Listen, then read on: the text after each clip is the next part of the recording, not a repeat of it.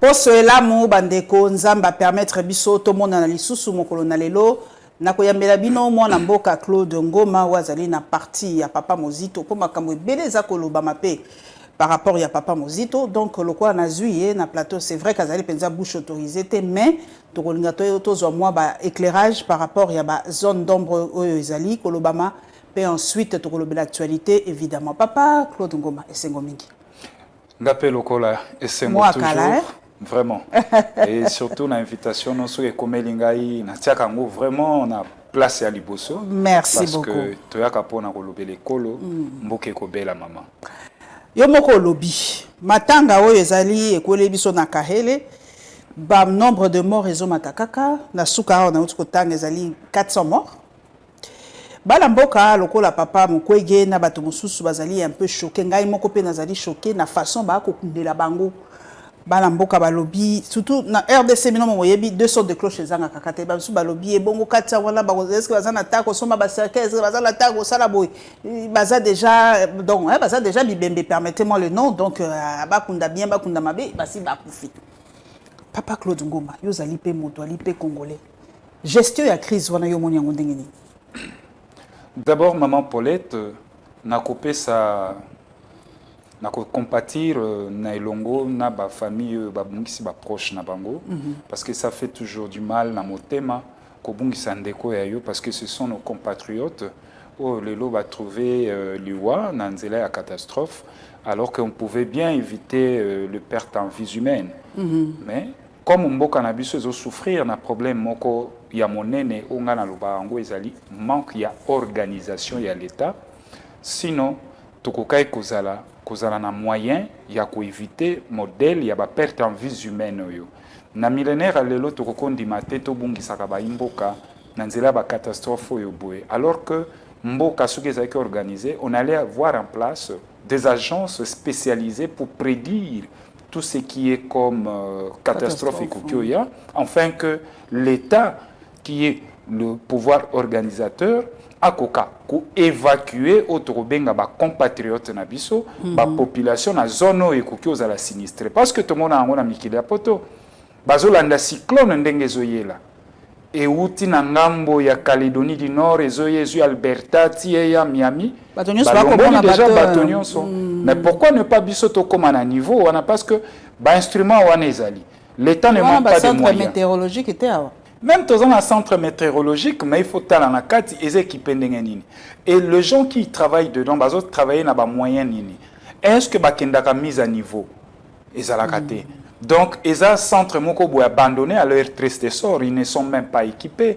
Le foot a mis à malam réalité. Il y a une catastrophe en plein fouet, tu as enregistré la mort. Et puis, comme l'État n'est toujours pas responsable, il y a des concitoyens à couper ça hors, bakunda bango, na modèle moins décent. Non, ça c'est une insulte na ba peuple na biso. Vraiment, image ezala qui vraiment na mawa mais ba nombre de morts bazako bakisama kaka ezako sala penza passé. J'espère que bakonzi na bwaki mbela la bakonzi Patrick Moyo mtu ali porte-parole ya gouvernement et bisabango qui en tout cas fasto bako kundela bato ya ko tambola mokili mobimba ya ko sala pasi na motema balukela bango ata ba cercueil de fortune bakunda bango ata moto na mutu na esika na ye ya ko sala mo pasi zalo kwa ba moya ko continuer peka kezalité ko ça. Et puis maman nangai Paulette na biso que le ministre des Affaires sociales Ndeko Motinga ou azalaki confrère Nabino, mais naozoe biso le ministre là moi ne m'inspire pas confiance. Donc c'est un ministre complètement dépassé dans le secteur naïe parce que rien n'est fait dans le secteur naïe. Je me demande à combien wana ndengeni parce que rendement au PCA yangote et yangote. Comment voulez-vous l'État lelo azui mokano ya koti ya deuil national mais modèle oyo ba compatriote ba kokundama yangote c'est une insulte na face à monde ya monde entier mobimba ba kotala catastrophe mais modèle ba kokundela ba to na ba force commune yangote na siècle tokolinga yangote, d'où c'est l'incompétence ya ministre ya affaires sociales qui est incapable de faire un plaidoyer na ngambo ya gouvernement central pour que cette question mérite à être traitée de manière urgente. Mais voilà que nous avons un ministre complètement dépassé dans le secteur naïe, qui ne fout absolument rien. Donc, pour Nangue, ça vraiment regret. Donc, quand tu as le dossier, il y a politique. Nangue Tomesana. Tu as comme on a coup sur coup. Olivier Kamita, tu as les cas qui est pas à Kouloutou JMK. Apesio ya yema solo. Nicolas Kazadipe a répondre. Et puis, pas la biso coup sur coup. Mais balobi. Maloba o ya lobby. Et ça, il boit qui m'a froid. Yo moko yebi a lobby que Félix reste le frère de Kagame. Tu dois éviter ceux qui bisou te comprendre mal, penser naïe intime. Mais balobi qui frère wana o Olivier Lobaki à confondre qui ndeko personnel, né baloba qui amitié personnelle, na qui chef de l'État. Je crois que Olivier c'était ça de dire que non, il a confondu que être ami et être chef de l'État c'est deux choses différentes. Yépe awa papa Nicolas Kazadi a enfoncé les clous habités. Batoba Koufa, ba problème est salema. Tu sais que du reste le frère de Kagame. Yo ali motabwani. Est-ce que bison des peuples te comprendre en Gomabé, to n'est pas du tout interdit au chef d'État d'être des amis et des frères. Bon, ce tolobi to kende na notion ya frère, et une notion complexe parce que d'une part, arza frère na biso africain, on est des frères. Mais maintenant, il faut retarder maintenant dans le contexte nini, les Solane Betami, et puis M. Kamitato, comment appuyer Kiyango. Ok. Mais ce qui n'a qu'un esprit, il y a moi Mboka Kamitato, na kanisi azongelaki obema loba oyo yemoko tata mokonzi ekola lobaki que Kagame c'est mon frère. Ok. Mais moi sur ce terrain na loba que les choses ont évolué. Makambo évolué moi mingi.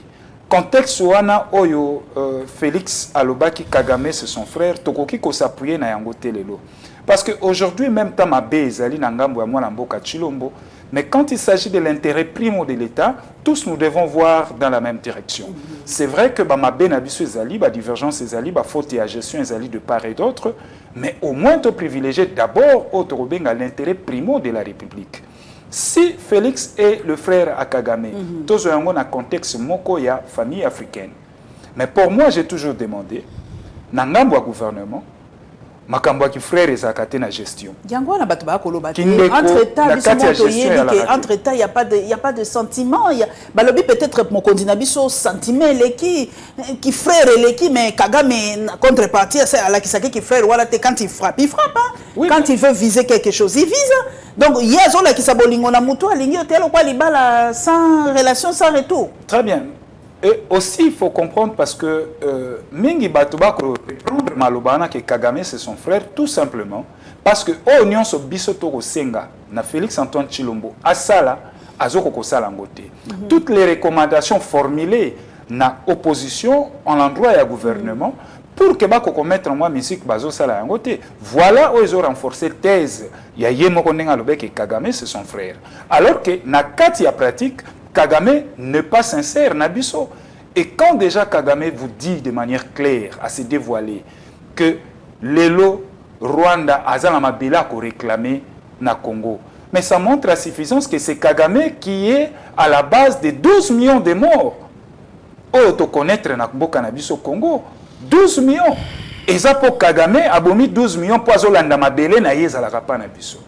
Et c'est pourquoi on a un plateau na yo mamelo et nani comment maman Paulette na kosenga nazo formuler toujours na gouvernement et sengeli na gouvernement congolais à émettre un mandat d'arrêt contre Kagame parce que à passer aux aveux mabele na eza na Congo yango azolandela yango et par conséquent les 12 millions de morts auto-enregistrés na mboka na biso baza motabomi bango c'est l'assassin Kagame. Et par conséquent, ceux qui gouvernent sont responsables, gouvernent sont sérieux, il faut émettre un mandat d'arrêt contre Paul Kagame. Et ça sera un signal fort. Au-delà de ça, le gouvernement a quatre relations diplomatiques na Rwanda. Et que l'Axabiso n'a pas que Kagame est frère à Félix et que Félix n'est pas frère à Kagame. Mais dès lors que Félix a des recommandations de la musique, toujours que c'est son frère. Baza ba frère. Papa Mozito tolandaki na ba chaîne étrangère. Bon, ngana bengi saka eba linga koleki pa nanga été na ebité bon. toloba nini na bakondi na biso essentiel baleka na TV5 tozwaka bebe information kuna soki biso tosengi on n'a pas le temps, c'est pas possible, mais ceux qui pas mindele, ils ont toujours le temps. Moi je le dirais toujours, si vous nous minimisez, ça fait quand même moi pas si manqué, c'est pas qu'on se plaint, mais ça rappelle quand même pas si pour nga penza papa Mouzito on a 5 interviews à 100 fois, il n'a toujours pas le temps. Oko senga papa Fayoulou, ils n'ont toujours pas le temps. Oko senga bo, ils n'ont toujours pas le temps. Et ceux qui babimi libanda, excusez-moi, TV5 RFI bon, le quoi baleki biso na mbongo pe ngalo babaleki biso na matériel, bon le quoi baleki biso na matériel, bon bokenda ka koleka kuna tokozwa pe matériel wa pe na beti PACT. Te lokola tant que vous nous minimisez en tout cas ça passe. Lokola komi na matoi na ngai yeba ete. Baleka ka mwana mboka Mouzito soka zongi ngamo na sala plaidoyer. Tam suko ya ko zala pasi me. Baleka ka pe pa na biso. Baleka ke pa na biso. Pona nini ngala est-ce que TV5 wana ele ekenaki na ndako ya Mouzito na hôtel? Mouzito s'est déplacé, il est allé dans TV5. Pourquoi il ne peut pas se déplacer et venir ici? Non, il n'a pas complexe. Wana na linga angote. So comme talinga leke pa nanga oya na studio place na osala ndenge bakina na TV5 ne bakina na RFI bakoya. Wa lingi ko ya tenga la ko se déplacer na ndako na été. Il faut qu'on nous respecte un tout petit peu. Très bien. Na osala plaidoyer. Papa nangai Mouzito alekaki kuna ya za ko beta kaka sete likambo ya guerre na Rwanda. Est-ce que papa nangai Jean-Claude Nkoma, est-ce qu'on a les moyens suffisants pour faire la guerre au Rwanda? Oui, d'abord, il faut que nouvelle langue. Est-ce qu'on a vraiment les moyens pour faire la guerre au Rwanda? Oui, le moyen Ezali pour tout ça la guerre na Rwanda. Ezali solution oyo moi namboka Adolphe Mouzito apesaki.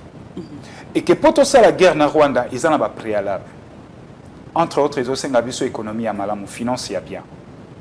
Yango tolobaki non et sengeli na gouvernement atia na armée budget moko à la hauteur il y a 1,5 milliard et vous permettre na biso to ko faire face na Rwanda moyen zali to ça la guerre na Rwanda mais avant to ça la guerre na Rwanda ba préalable les alliés il faut savoir imposer le rapport de force entre autres ndeto sengaki fermeture il y a ambassade, il y a Rwanda. Et fonctionnaire. Donc, chargé d'affaires, bazan attaché consulaire na bango yem tazosala. Ba rappeler ambassadeur na biso o yazali na sol comment rwandais. Té à Belgique. Vincent Karega kenda. Batinda ye na Belgique. Mais o ya biso azakuna. Azaka kuna hein. Ambassadeur na biso azakuna il faut zonga. Tokata ba relation diplomatique na Rwanda. Et à la limite, fermeture la frontière. Et que ça en sorte que Rwanda comme asphyxié. Et ces rapports de force partout où on négocie, dans la table de négociation, et qu'on pèse. Mais malheureusement, là, M. Félix a qu'un sommet, il y a Bujumbura, un sommet. Justement, c'est pour vous dire que sur le plan diplomatique, toujours pesé et coexaté parce que nous allons négocier sans pour autant mettre en place un rapport de force. C'est ça ce qui pose problème. Alors, Bissol, nouvelle long, tant que il faut faire la guerre avec le Rwanda. Ce n'est que normal parce que Kagame a le langage Yamanduki. Yangotolobi, avec le Rwanda, il faut faire la guerre. Mais pour te faire la guerre avec le Rwanda, nous devons, mobiliser des recettes, assez de moyens à l'armée Nabiso. 2, nous devons organiser la logistique de notre armée. Et 3, nous devons penser à ce que nous appelons la formation d'une unité d'élite. Unité moko spéciale. Je ne vois pas ici. FARDC Nabiso, oui, Bazali Bazo Bunda. Mais il faut que l'armée pèse complexe. Dans le armée, tu as une unité belé. Mais il nous faut maintenant, dans le cadre de FARDC, unité moko spécialisée pour répondre Kagame, pour répondre na Rwanda. Tu as n'importe quelle force t'était. Et ça na unité oyo sengeli ba former bango pour que bakenda. Est-ce que boebi ke na mort ya Biarimana? Les Zaïre à l'époque to géra Rwanda pendant 4 mois. Il n'y avait pas un président de la République, c'est Mobutu qui gérait. Et voire même pour Kagame Kotana, il aurait fallu négociation. Ba pesa Kagame ligne de conduite pour aller Kigali. Et qu'aujourd'hui, nous sommes aussi prêts à le faire. Mais qu'est-ce qui nous trahit aujourd'hui? C'est l'absence d'un leadership au sommet de l'État. Félix, ce n'est pas un bon manager. Félix n'est pas un bon leader. Toutes les recettes proposées dans la crise à Est, ils ont tenu tête. Pourquoi? Parce que le diagnostic va reposer au Simbate. Lelo Maman Nangai, toujours la question à l'Est, force à EAC, mandat na Silaki, ou le 30 comment avril et août collègue. Il y a maintenant un vide. Comment bazo gérer dans une période transitoire? Et aussi, comment voulez-vous, Bozana EAC, la force n'a pas bazalia, mais vous dépêchez encore le ministre, le VPM en charge de la défense, na M. Lutundula, pour Bakenda, pour discuter encore la même question, cette fois-là, na SADC. Ce qui nous montre la suffisance que Bazoko t'a donné. Jusque-là, c'est du tâton encore. Donc Félix va terminer son mandat. Le Cambotali Est a coupé sa solution, maman. Le Cambo, question à Souka pour papa Mozito, et l'eau qu'on est en Mbebo, ban belé, ba Congolais belé, ban Mboka bazoka ba position pendia papa Adolphe Mozito. Aza wapi na opposition na katikati a katisi au pôle na uto yoka déjà que un autre poids lourd il y a FCC a katisi bato azapi. Aza toujours opposant, toi Aza naé opposant républicain, toi quelle est sa position en fait? Bon, aujourd'hui, opinion foyer baké na Congo na biso opposition est plurielle. OK. Moto moko ta kozwa monopole, to groupe moko ya ba individu te ba kozwa monopole ya opposition. Étant donné que l'opposition constitutionnellement est reconnue plurielle et que biso Mozito na Ilongo na parti Nouvelle Élan, tozali au centre de l'action. Tozo jouer au tozo benga le centrisme. Mais à tout moment totikali ouvert parce que pour nous avons dit que Baerre y a passé et Sengeli et sa biso ba leçon était à biso. Maman Paulette 62 ans aujourd'hui, âge à Congo. Crise wana et continue à toujours légitimité, insécurité et autres. Tout ça pourquoi? Parce que la question des alliances, ba politique na biso ba leader na biso ba négocier kayango mabe. La question des alliances est toujours mal négociée et surtout définie autour des individus, non pas autour d'un programme de gouvernance. Et c'est pourquoi Nouvelle Élan et Longo na initiateur y a parti le camarade Adolphe Mozito. Biso tolobi pana biso s'il faut sangana to redéfinir ba alliance, il faut salango autour d'un programme. Il faut motonyon soya na offre politique na ye, to tangi yango te yekoli yango. Ce qui a mon ingézali bien net, il y a maman Paulette et Ali bien, tu as adopté en mais tout le temps que tu prioriser, tu poser ma priorité. Vous voyez, nous ne voulons pas to sangana parce que erreur à Genève était ibiso ebele. Na Genève, ezala qu'il faut Kabila kende. Et le discours à moi comme zonga. Tu sais que des fois kende, il faut kende, mais oh, ce n'est pas ça la grande question. Question à mon tué ezali, comment gérer après départ ya Tshisekedi? Je vais le salemate. Les lopendenge makambwango pe ya opposition zo kendela. Tozo risquer tozo ngana piège wa. OK. Parce que Tshisekedi a kokende. Décembre zo kende. Mais comment gérer maintenant après yi? Alternative ezawapi. Parce que zamboka na biso. Yango moni position ya nouvelle elenza ke biso tolobi to tika le centre. FCC na bloc ya Lubumbashi. Tozo tala bango. Mais nous travaillons. Bato bakoloba na biso ke Mozito akatisa topé Nouvelle Élan eza na kati ya union sacrée, c'est faux. Lisolo ya kokatisa réalité. Nanu pe to katisité. Mais bakoki kokatisa? Non, kokatisa. Tokoki kokatisa te parce que avant to katisa, ba préalable les ali photo solo là. Ndenge moko pe na bandeko oyo pe bazali na bloc ya Lubumbashi, sengeli na bango pe to solo là. Donc biso to na katikati. OK. Toko solo la te centriste pour remplacer Germain Kambinga. Non, Germain Kambinga yé centrisme na yebité ce que c'est nini, mais biso to tika au centre de notre action. Osomona parce que même Tshisekedi photo le bayango, qu'est-ce que nous reprochons à Tshisekedi de manière concrète? Ce qui te montre que autres ont reproché ça oyo insécurité à l'est zo kokate, voilà passe la population, voilà ba prix mata, voilà dépréciation ya monnaie locale vis-à-vis à devises étrangères. Et ce qui est mais face à ça, il faut maintenant proposer. Il faut proposer. Qu'est-ce que nous proposons pour topper sa économie makasi? Alors pour l'économie makasi, la première des marchandises, et c'est quoi appuyer l'Iboso, c'est rendre notre monnaie réellement souveraine. Le monnaie nabiso est dans la souveraineté. Ils ont se déprécié du jour le jour. Alors comment voulez-vous avoir cause en économie makasi alors que monnaie nabino moko est censé pilier à aussi l'économie zate. Ils ont apprécié. Donc tout ça sont des questionnements. Nakambotali souffrance à peuple ndenge bande qu'on a biso ya bloc à Lubumbashi bakoloba. Mais bango nyonso bazo dénoncer comme des communs des mortels. Biso nyonso tozo le la passe. Mais l'élite politique est là non seulement pour nous dénoncer, mais aussi il faut appeler sa proposition. Il faut appeler sa proposition. La souffrance de la population, oui, mais quelle est l'alternance? Bino bozo kanisa ndenge ni pour aussi sa situation, il y a marasme, il y a pas, il y a peuple. C'est là où il y a le débat.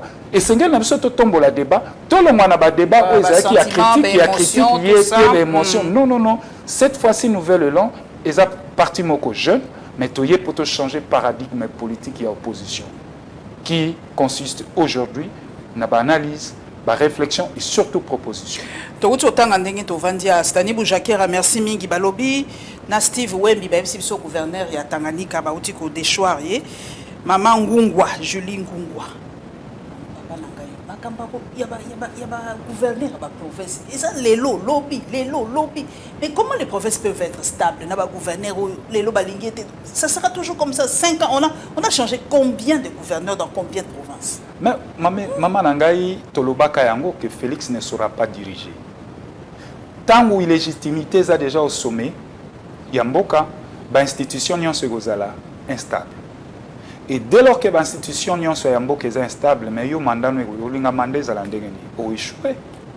échoué. Parce que bateau est censé couper ça mandat moko ya malamu et ça gouverneur de province parce que bango va représenter le chef de l'État dans la province na bango. Mais alors que ces derniers bango moko sein à l'assemblée provincial na bango bazana ba problème instabilité ezali na assemblée provinciale wa Tanganyika. C'est ça le problème, cette instabilité na niveau ya ba province ezo ya parce que tozana crise ya illégitimité au sommet de l'État.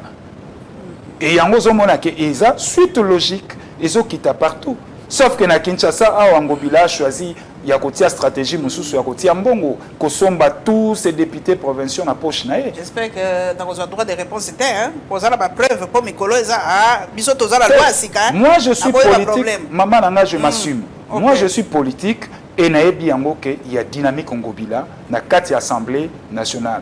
Et qu'est-ce que je dis na 4 assemblées provinciales. Et puis vous verrez que le président de l'assemblée provinciale qui se transforme en un porte-parole du gouverneur de la ville-province de Kinshasa. Ce qui est aberrant. Et donc, même si moi, Claude Ngoma, je m'assume face à mes propos. Ok. Daniel Michombe, remercie Mingi Balobi et Boulema Moussou na Rubaya. Rubaya, ils ont place mine, moi, ils ont Balobi, mort, Bazali et Bélé, ils ont disparu. Façon, pe baba, batunabiso, ba travailler à la mine, papa, il y a pas si, hein? On voit la image, papa, n'a pas la miké, n'a pas tout sans protection, ba kitarakuna sans. C'est très. On dirait esclave. En plein 21e siècle, dans la mine, sans protection, sans nini. C'est quand même incroyable. Mais pour protéger quand même à Tabaton, c'est le manque d'organisation de l'État. Il y a l'absence criante de l'autorité de l'État. Il y a un même bateau bakosa na ba mine wana bazo travailler na ba conditions moko artisanales. Baza protégé à tout moment éboulement ko salema. Et puis, ba mine wana modèle les a coupé samela. Tous ans ba mine belé mais est-ce que bango nyonso bazwa ba permis d'autorisation, ba permis d'exploitation. Il y a des mines fictives. Toyebi bisona bino comment confrère Nayo Alain Foucault à Salaka ba révélation grave qu'il y a des mines qui échappent même na contrôle il y a l'État. Donc tout ça sont des vérités. Et qu'est-ce qu'il faut? Il faut penser à organiser l'État. L'État allait organiser. Maman nanga oyebi mboka po kufa eloko ebomaka mboka ezanini l'administration. Administration ezali am o esimbaka mboka. Lelo Congo administration ezalité. Administration Congo ezalité. Yango zomona partout rien ne va, ba secteur nuance sur la vie nationale. Désordre na désordre. Qu'est-ce que voulez-vous que les gens disent? Et surtout ba mine na biso wana. Maman nanga yango zomona biso tolobaki que il faut titriser la terre na biso. Titrisation ya ba terre eza mutuya. Bazongisa mabele na autochtone. Ça fera en sorte que ba partenariat ezala gagnant-gagnant. Comment voulez-vous? Bato bako sala na mine wana eza mabela bakoko na bango mais il trime na souffrance. La misère, est-ce que mine ezali, est-ce que mbongo ekobima? Est-ce que bato bako tonga ba château, bazo somba ba château na ba Sheraton? Mais la population est pauvre. Tout ça, c'est parce que l'État n'est pas organisé. Nous devons penser à organiser notre État. Il faut qu'on pense à organiser l'État. Mais l'État, en gros, c'est la République démocratique du Congo. Au moins, il image, il y a dernier, où il y a mis en Ouest, na Kwamutu, mais comment en gros, Kiminga Moukier, mais ça, quelque part, il y a tuerie, il y a quelques heures, il y a image, Bana et tout ça. Mais pourtant, comme la ministre et l'intérieur, le chef, il y a des Brazza pour le chef à Batekete. Oh, à la taille rouge, Balobi à côté de là. Balobi est un chef, ceux qui continuent à Bateke pour Bateke Baza partout. Bateke na Bayaka. Mais il y a les Cambouis aussi, la Namoni ba image, je vous dis, c'est incroyable. Et comme le roi zone de non-droit, na yebite to continuer na monde ngini na ba élection to ça na monde ngini na ba zone de non-droit boy na ba zone kuna na est na ouest ba zone de non-droit na autre komona kisanga ni peso pele mais papa élection pesa to ça pa élection na mboko na ba condition yaya. Vous savez, Maman Paulette, likambo etali insécurité eza likambo motuya en mboka na biso. Mais malheureusement, M. Félix Antoine Tshilombo et son gouvernement bazo travailler pour bapesa biso paix pour tout kokozwa kimia. L'élo insécurité est allée partout. Vous sentez l'absence de l'État partout. Un Congolais, l'élo a commis Kokufa, on dirait, moi simple cafard Mokondengwan. Chaque jour, nous notons des morts. Chaque jour, nous avons compté bateau. Et c'est comme ça que moi j'ai toujours dit. Torubenga au béton, pourquoi? En quoi Torubenga avec excellence? En quoi? Parce que aux incapables de couper sa biso paix. Oui, maman, quand on est chef de l'État, et qu'on a géré pour un deuxième mandat, alors que la mission le devoir est loin d'être rempli. À un moment donné, on a M. Félix Antoine Tshilombo pour Bimagra pour postuler dans le second mandat. Est-ce un droit constitutionnel? Oui, c'est un droit constitutionnel. Mais qu'est-ce qu'il en a fait de ses premiers mandats? Dans tous les secteurs de la vie nationale. Et le comment côté 145 territoires, na comme on a Bam, a publié réalisation, il y a 145 territoires. Non, 145 territoires, c'est un programme bidon. Oh. Je vous dis, c'est un programme bidon. Alors que l'État aujourd'hui a un mbongo à foutre à batoté parce que Bakei Kodé fait 70 millions de dollars dans une banque privée, na osai la bango comme Nanyawate pour foutre à fonctionnaires et agents de l'État. Dernier pays, dernier pays, parce que 2 mois, fouti mois moko, tisco deuxième mois non fouti te. Ozomona, boké ko défend bongo. Et parlons-en des 145 territoires. Tata Mokonze Kola Lobaki a coté 10 millions de dollars par territoire. Ce que ça calcule, ça vous fait 1 milliard. Comment ça va faire 1 milliard 400 000, 450 000. Voyez-vous, Tobeta calcule. Dans les 10 millions de dollars, ils ont représenté combien de kilomètres de route? Encore que Balobi na kati sous il faut batonga ba infrastructure tout ça là-bas bâtiments et autres. C'est un programme bidon. Nan goûté salamité, vous avez entendu une ONG ici à lobby qui est surfacturation ça déjà. Tout ça ça pose problème. Et on ne peut pas parler aujourd'hui dans Congo de parler de développement. On ne peut pas parler de développement dans Congo lelo. Nous devons parler de la construction. Avant développement, il faut bobando tonga. Banzela? Oui. Il faut que tonga. Si vous tonga, le développement.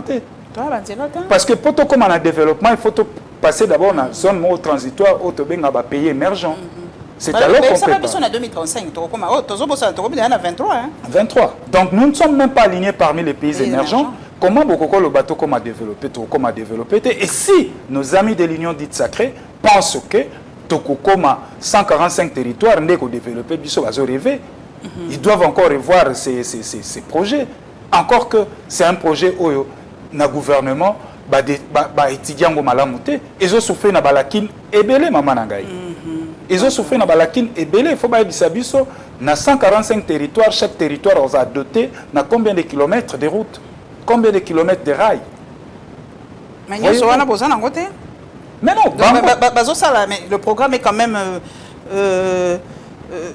mais éviter ce qui va se passer, la construction de l'infrastructure, de manière globale, que l'infrastructure, route. Mais c'est pas ça le débat. Dans un terrain politique, quand on est politique, quand on mène l'action politique, il faut savoir communiquer avec des chiffres. Moi, j'aurais voulu 145 territoires. Désormais, chaque territoire a doté autant de kilomètres de routes, autant de kilomètres de rails. Voilà des infrastructures que nous allons construire. Chiffrés, détaillés. Mais quand vous avez un gouvernement qui vous dit comme ça, il vous jette ça comme ça dans les yeux, que voilà 145 territoires, mon candidat Mbongo, mais attends, bateau, bazo, mais ma biso, on dirait na liseki. Bazo, gérer malamuté. Voyez-vous? Donc, pour nous, on a likambo nangai, nakoloba ete, likambo etali insécurité. Exa likambo ya munene et lelo esengela keza la priorité ya gouvernement na biso. Malheureusement, ils ont priorité à gouvernement de maman. On a coupé sa dernière information. Dès qu'on a retourné l'émission d'information, il y a plus de 100 créateurs artisanaux clandestins qui sont coincés dans les décombres à la suite d'un déboulement survenu dans la mine de Bissouzou, dans la région de Roubaya, à Massissi, au nord Kivu. Plus ou moins une centaine. Donc, il y a 100, 200, 400. Et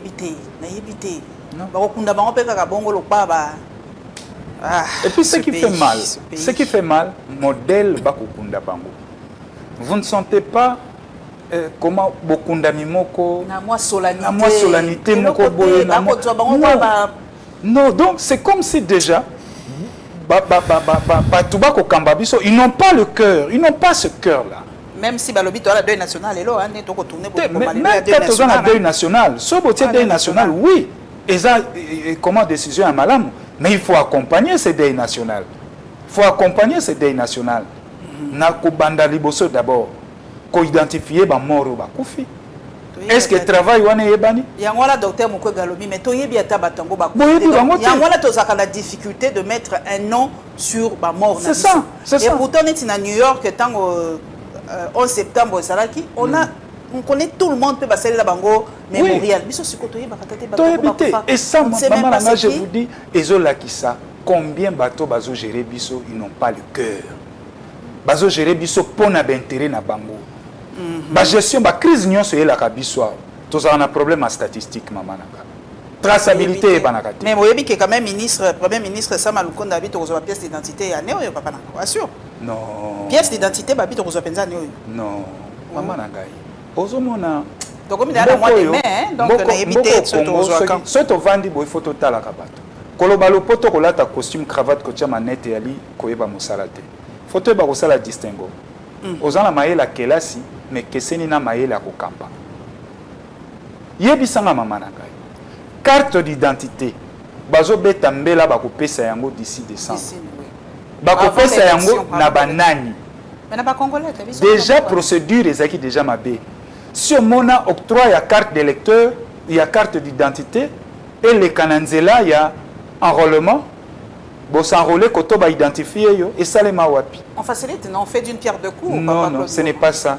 C'est une question. Normalement dans un pays sérieux, un pays sérieux, bazo carte d'identité wapi. Normalement, il y a des préalables pour besoin de carte d'identité. D'abord, chaque année, il y a recensement. Qu'est-ce que j'ai dit? Chaque 5 ans, il y a recensement. Et dans le recensement, on a les recensements à coup de filet. Il faut qu'on kanga la frontière, qu'on bimisana ou ba oignon sur baza d'étrangers dans la situation irrégulière. Tout le monde a Congo, na ba Congo Brazza, na Angola. Ceux qui ont commis peine à recensement, babandi ko benga na bande ko na biso nyos bazonga la biso à des centaines et des centaines. Comment biso Congo tokoki ko sala yango te? Et de deux, tozana mboka moko plus de 25 ans, tozana na carte d'identité. Depuis 1997, depuis le départ de Mobutu. Voilà. Donc, ceux qui ont topé sa carte d'identité, ils ont un grand travail de fond. Travail de fond, il faut que l'État ait chef de rue. Ba associé bango ba chef de rue ba déjà recensement. Baye banani azana nani ba ko sala ba ko collecter ba données ba ko ya nango na niveau ya commune. Commune a ko sala centralisation ya ba données nyonso. Commune, secteur, chefferie et autres. Et comme atati na niveau ya ministère intérieur. C'est alors qu'on aura un fichier où il peut permettre que Moutonion soit sa carte. Et ce qui ministère intérieur a silisi ko sala musala na ye, ba ko renvoyer balle na commune, boko bando kendo zo ba carte na bino na état civil. C'est ça la procédure. Oya biso boesko ba ko zo ba ko pesa yango ndengeni. Nani akopesa yango? Donc, il y a un centre, tout ça, il y a une école, c'est ça le problème avec Bisso. Et c'est un grand travail de fond, il faut ça les mains. Va restaurer d'abord pouvoir, il y a un chef de rue, un chef de quartier. Parce que l'État reconnaît Tarabangote. Ils ne sont même pas payés. Bafuta Marasoki, le pango, moko était comme vente à le pango, était comme à pourcentage, chef de quartier. Tala niveau mboki ali désorganisé. Yango moni biso na nouvelle élan toujours pour crier toujours pour réformer l'État. Nous devons organiser l'État. Mboka eza organisé té. Administration eza kokufa. Administration eza kokufa et tant administration ekufi l'administration ezali âme o esimba mboka. Lelo leur administration ekufi donc mboka eza na tina mokote. Oza mokonzolati costume cravate okena mboka bapaya bazo monoka moto. So batalika passeport nous a congolais à ces gens ici baza sérieux. Alors qui va travailler pour que dignité à congolais zonga, respect à congolais zonga dans la sous-région et pourquoi pas dans l'Afrique et pourquoi pas dans le monde entier. D'où il y a un grand travail à faire et Sengel Nabiso te changer le sommet de l'État. Moto azawana a Sengel te ko kamba ekolo lelo. Ala kisi ba limite na inyonso. Et longo na gouvernement na bango. OK. Donc vraiment toza na problème en cas. Siko papa nangai Claude Ngoma. Toza na kati ba institution sous-régionale belé. SADC, IAC, Komesa, tout ça. Est-ce que tu as prioriser mon côté de Kokotika? Est-ce que tu es obligé à causer dans toutes les institutions régionales? Maman nanga tikana bisope loko moko. À force ya kozala na organisation sous-régionale nyonso topé régionale nyonso ezoko coûter na RDC. Nous cotisons, il y a des millions et des millions nous cotisons. Je me rappelle en 2016 Torataki ezaki présidence ya SADC. Pourquoi? Parce que Tozaki en règle était na ba cotisation na biso. Oh. Même na SADC. Na SADC en 2016, ceux qui n'ont en mémoire bien. Tozaki na Banyongo. Et donc cette histoire d'appartenance na ba organisation sous-régionale topé régionale et ça nango mabete. Mais il faut que tu aies maintenant opportunité. Na sincérité à ba pays membres oyo bazan la carte organisation wana. Quelles sont les relations bilatérales to salaka nango na bango?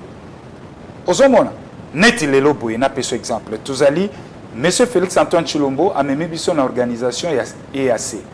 Alors que dans EAC, il y a 5 pays qui sont cités nommément, n'a co-instabilisé, co-déstabilisé RDC.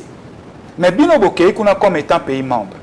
Mais Bango Nyon sur la carte de la communauté, on a incapable de passer la session extraordinaire pour condamner le pays agresseur qui est le Rwanda, pour jouer comment la décision ya Kafu pour condamner le Rwanda. Et ça, les makate.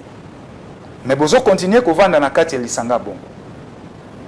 D'où, bateau bako kambabiso, bazoye bate o ezali comment politique internationale et salimaka. Na longwe wana. Tozana eloko to bengaka SADC.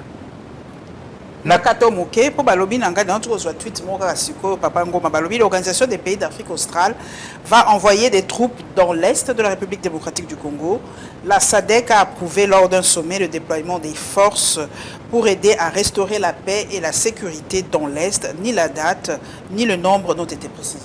Donc voilà, on n'y comprend plus rien. Donc, on ne comprend plus rien. C'est pourquoi je vous dis, quand je ferme mes yeux, je pense à la RDC et que je vais vous dire. À un moment donné, maman M. Félix Antoine Chilombo, lui-même commence à représenter un grand danger pour notre patrie. Pourquoi je l'ai dit? Toza déjà na ba force à EAC Zalia ou Ebele. Ndengo utiko yamba Twitter.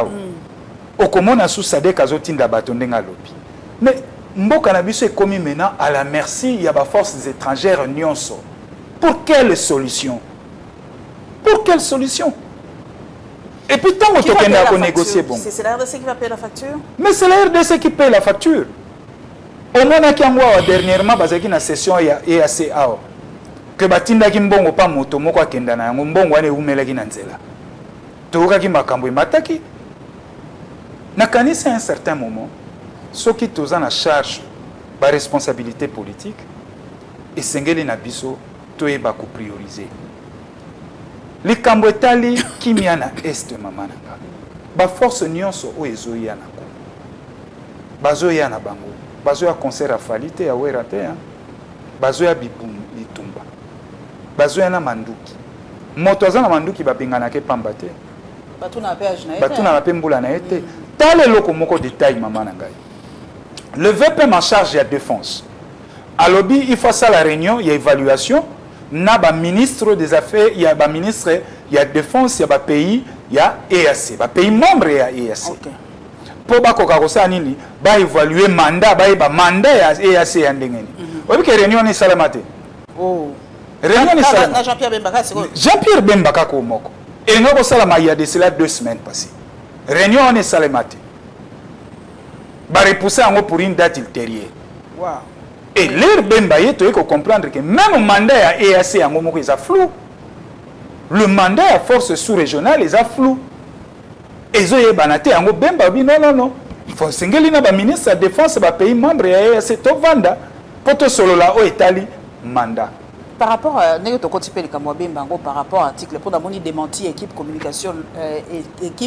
communicationnelle naïe balobi a fait sa interview mon côté dans Jeune Afrique mais les propos étaient quand même divulgués il a dit qu'il a été agacé par manque d'expérience il y a proche il y a président de la République et tout ça yo moni est-ce que Jeune Afrique ndenge to yebi ba msu balobi non Jeune Afrique a inventé article c'est un fake news et tout ça bon sikoyo yo ndingo yebi na bitoko yebi Jean-Pierre Bemba et tout ça est-ce que ekoko zala moi ya solo qui entourage à mokonzi penzi pe sarabatukanda teme ngai na yebi indépendance d'esprit ya président Bemba Malam alobi yango et comment Jeune Afrique eza comment structure moko ya ko sakanate eza structure moko so a relayer information à kendaka na source alors ce que ça lokuta comment président Bemba va porter plainte na Jeune Afrique non même pas ko porter plainte na Jeune Afrique mais à ça la démenti on a le même journal oui c'est ce qui se passe normalement même espace même azon quand la Jeune Afrique pour leur dire que non écoutez des propos relayés nazo e bayangote et donc par tort et par conséquent je me réserve le droit sur vous continuer à refonder la justice et c'est comme ça qu'on réagit il n'appartient pas à une cellule de communication bah relayer parce que leur cellule de communication na yesali yango autrement dit bah confirmer yango de manière indirecte mais c'est ça. De manière indirecte, ils ont confirmé l'information. Il aurait fallu Batika Yango, Yemoko président Bemba, a passé dans la même structure pour que ça la démenti. Donc c'est ça un peu. Et mais aussi, pour Jean-Pierre Bemba, il passe pourquoi il est VPM, il y a défense, base une mission, il est na Kouloutouloutundula, ministre des Affaires étrangères, mais Namoni, ministre VPM, il y a défense à Kena Mama. Ça m'a lésé. À Kena Mama. Abimina Mama, na madame Naï. Il y a un abinga Bimina Mama. Moi, si Naïa, Jean-Pierre Bemba. Oui, couple Bemba Bakei, la mission officielle. C'est interdit? C'est interdit. Pourquoi c'est interdit? Maman, moi, si à président Bemba, madame Bemba, Azali, officialité. À Koki Kokendate, n'avion 1. Il y a officiel, il y a l'État. Il y a frère, il y a l'État. Non. Peut-être Mumbai n'a foutu les mbongo. On ne sait pas. Azana pour ça que vous avez appelé madame Naïe. Ceux qui a foutu les mbongo, c'est pas interdit. Ceux qui a foutu les mbongo, il faut qu'il y ait un vol moussous. Mais bakiti vol, moko baké bango bisa tout. Je vous dis l'air bakiti bayambi bango nyon sonzela moko. Alors qu'il y a officialité. Voilà ce qu'on veut kita. Mais pourquoi président, pourquoi le ministre Lutundula ne s'est-il pas fait accompagner à madame? Parce qu'il n'y a pas dans la madame, non.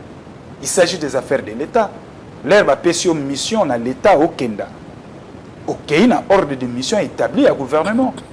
Madame n'a pas se figurer dans la quantité. Ce qu'on se faire accompagner à madame Nayo, soit à disposition et singeli. Beaucoup Kenda n'a vol mon côté. C'est l'argent du contribuable congolais. Même hôtel beaucoup vanda. Hôtel Wana, ils étaient au gouvernement. Quand même Jean-Pierre Azangi Mongote, Jean-Pierre Bemba Azangi Mongote, pour foutre madame Naye hôtel ni avion. Remarque qu'on a porté. Parce que tu es image protocole. Voilà. Parce qu'il faut que bayango. Le lot aux alliés, moi demain je serai ministre. Barope sanga mutuka. Mais mutuka n'est pas mutuka officiel et qui nous tika bana na la cité. Ah c'est ça le problème. C'est ça le problème.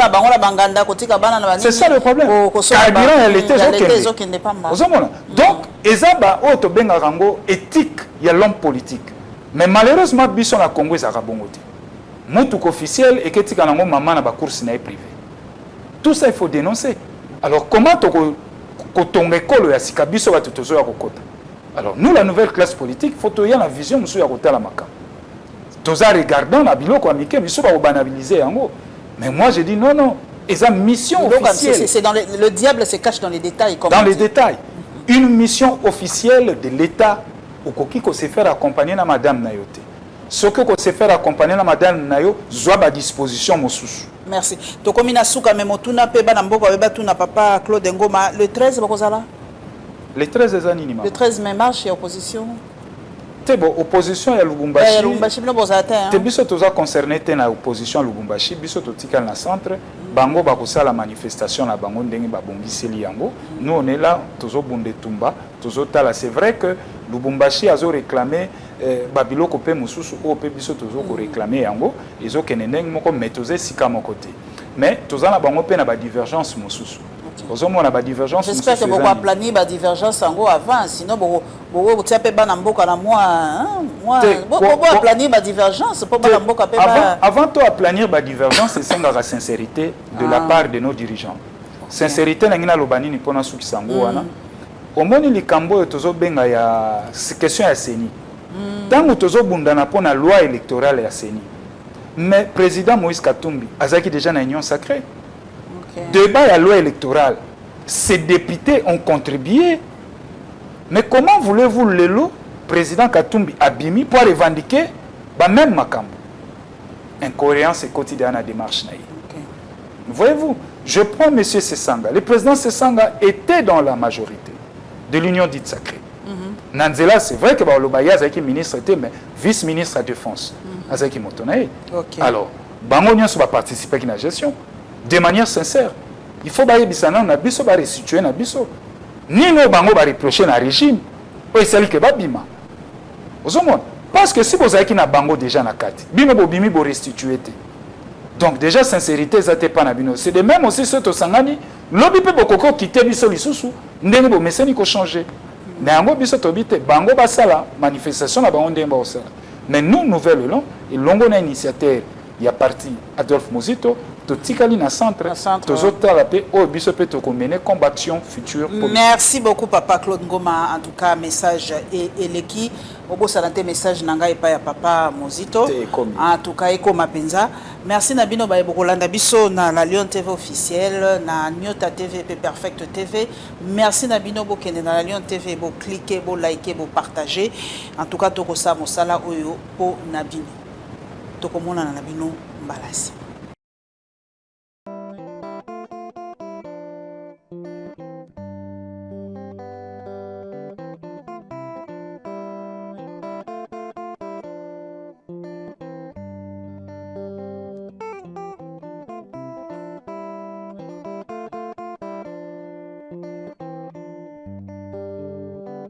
Thank you.